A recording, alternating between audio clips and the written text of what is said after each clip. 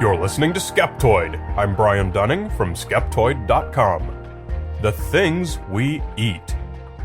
Today we're going to take a collective look at all the conflicting warnings and exhortations we hear about what we should and shouldn't eat.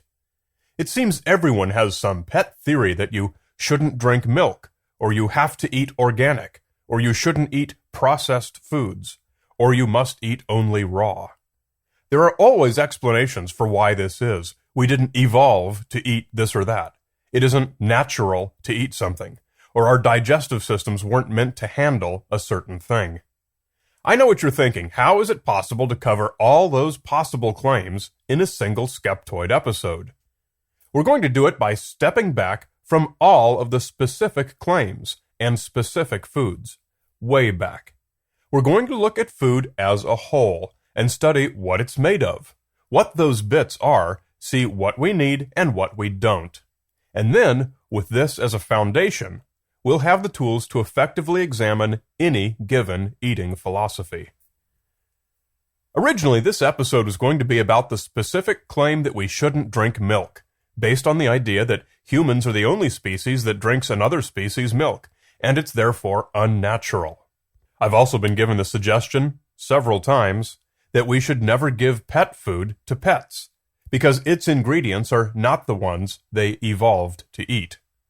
I quickly realized that all of these notions are basically the same, and all depend on a fundamental misunderstanding of the nature of food. Dog food, beer, cheese, and cake frosting are all compounds that no species evolved to eat. Then how is it we're able to eat them? In essence, it's because all food, in whatever strange form we want to present it, consists of the same basic building blocks, all of which we did evolve to eat, and all of which are found in nature. Before we look at these building blocks, I need to state that it's impossible to be 100% comprehensive within the limitations of a Skeptoid episode. There are innumerable subtleties and exceptions and footnotes that I'm not going to go into. Most of these exceptions come from the fact that humans developed in a broad range of environments, and as a result, some groups are more or less adapted to certain compounds. Lactose tolerance being an obvious example. People with phenylketonuria can't metabolize the amino acid phenylalanine. Some populations have difficulty synthesizing enough vitamin D in their skin. But these are just examples. There are plenty of others, and I'm not pretending to cover every nuance here. If you want to delve further, see the further reading suggestions in the online transcript for this episode. Today's discussion is at a level that applies generally to all humans, and to some degree to most other vertebrates as well. Food breaks down into 6 basic compounds. All food consists of these 6, and every one of them is found in nature. Number 1, amino acids. These are the building blocks of proteins. Proteins are essential for our bodies. We need to eat protein, which is then broken down by our digestive system into its constituent amino acids. And then our body reassembles them into whatever proteins it needs. Some amino acids are called essential, and this refers to those that our body cannot synthesize and that we must eat. There are 8 essential amino acids, plus about 14 others that are conditionally essential, needed by infants, growing children, and other certain populations. With few exceptions, the body makes use of all amino acids. There's no such thing as an amino acid that we can't or shouldn't consume. Proteins in food like enzymes and hormones are usually not used by the body as enzymes and hormones. They, too, are broken down into amino acids, which are then gainfully employed as building blocks. Number 2, fatty acids. Like amino acids, fatty acids come in essential and conditionally essential varieties.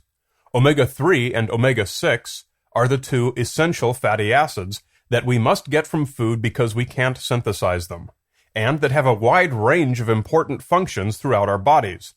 3 others are usually considered conditionally essential for some populations. All the rest of the fatty acids are the ones that we don't need to eat. Our body does usefully employ most of them, but it can synthesize what it needs, so you generally want to minimize your food intake of them.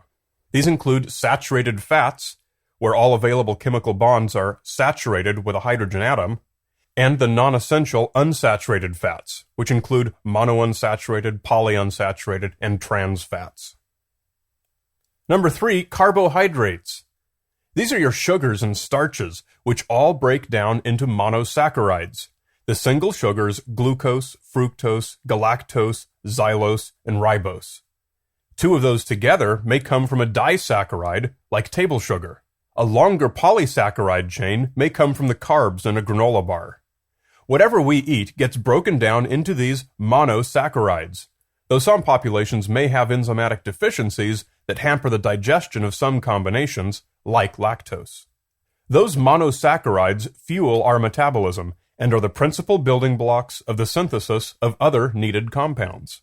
Any extra monosaccharides are put together into space-saving polysaccharides for storage. Number 4, vitamins. Exactly what is a vitamin? There's a simple and clear definition. We've just discussed the 3 basic types of nutrients.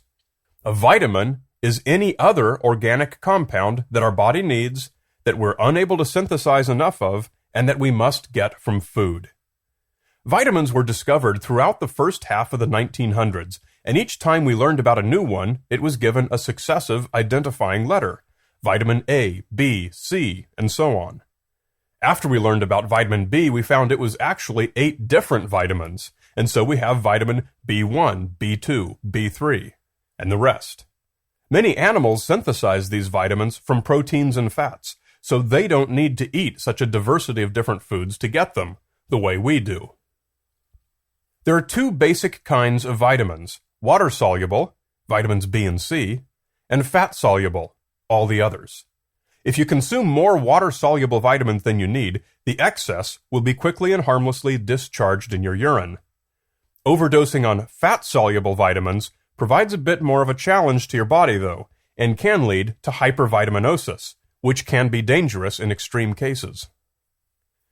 With a few notable exceptions, anybody who lives and eats in a modern industrialized country gets more than enough of all the vitamins their body needs.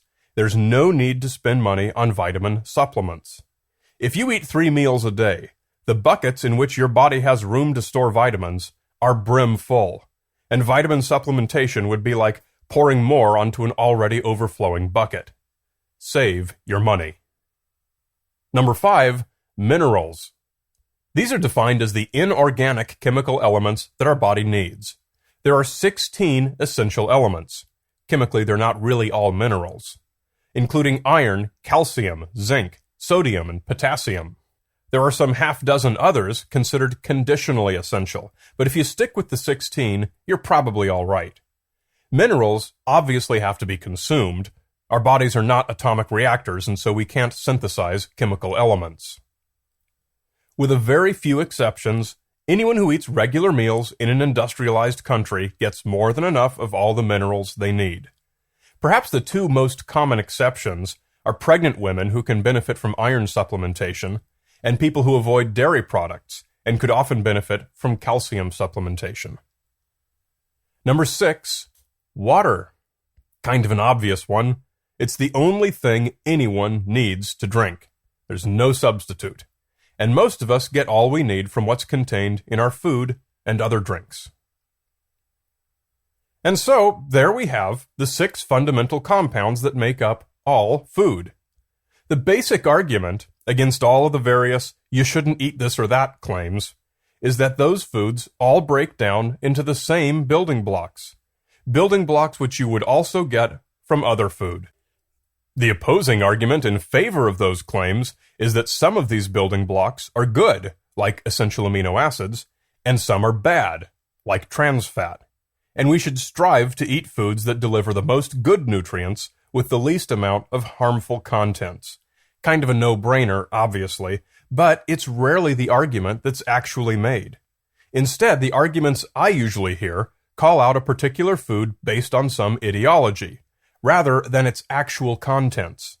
Not that there's anything wrong with ideologies, but they should not be misrepresented as food science. Other than a glass of pure water, there's hardly a food source on the planet that delivers anything less than a radically complex assortment of proteins, lipids, and starches, laced with vitamins and minerals. It's the proportions that differ. Looking at it from this perspective, there's little fundamental difference between milk and orange juice. The orange juice contains more sugar and vitamins, but less fat and proteins, while the milk contains a more even spectrum of nutrients. An argument like cow's milk is bad because early humans didn't evolve to drink it becomes completely goofy when you consider only this one irrelevant characteristic. The same goes for arguments against manufactured pet food. There's no reason at all why pet food should look like or come from the same source as the animal's natural food, so long as it delivers the nutrients the animal needs. Cooking introduces chemical changes that are, for the most part, the same as the first step in digestion. Some compounds cannot be digested unless they're cooked first to break certain chemical bonds. Most claims that cooking destroys nutrients are wrong. Cooking merely starts the ball rolling on what your digestive system was going to do to the food anyway. One nice thing about being a technological society is that we have the capability to understand food science and to design nutritious foods that are more attractive and tasty than our ancestors were able to find on the savannah. The bottom line is that if you wish to evaluate any given food's nutritional value, you must look at what it actually delivers. Simply considering where it came from or who designed it is not a useful assessment of its actual substance. You're listening to Skeptoid. I'm Brian Dunning from Skeptoid.com.